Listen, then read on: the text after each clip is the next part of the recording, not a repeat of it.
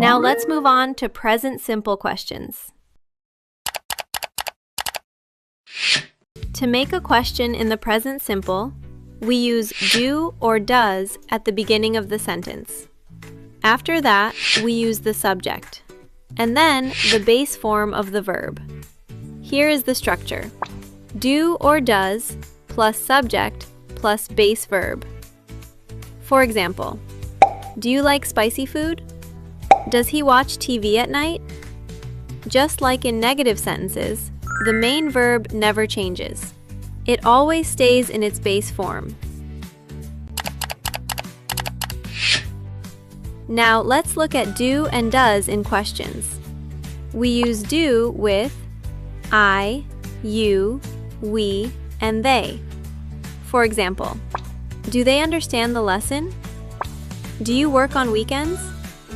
We use does with he, she, and it. For example, does she need help?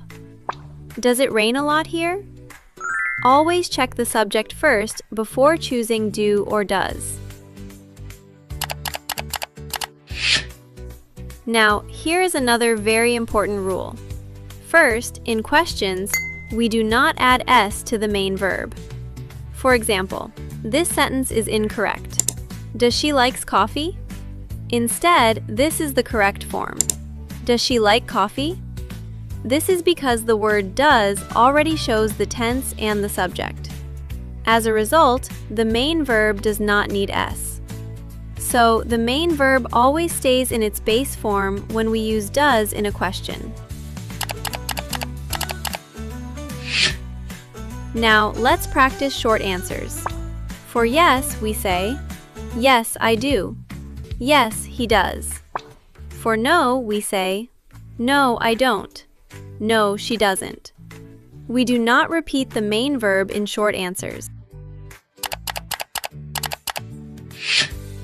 We use present simple questions to ask about daily routines, habits, and general facts. For example, do you wake up early? Does he live near here? Do they play sports? These questions are very common in daily conversations.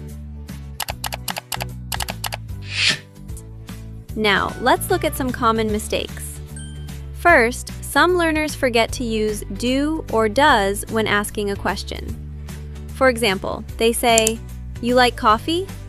But the correct question is, do you like coffee? Next, another common mistake is adding s to the main verb. For example, does she works here? This is incorrect. The correct sentence is, does she work here? Remember, when we use do or does, the main verb stays in its base form. By avoiding these mistakes, your English will sound more natural and more correct. Now it's your turn to practice. Try to make your own present simple questions using do and does. Practice speaking them out loud. In the next part, we'll practice together.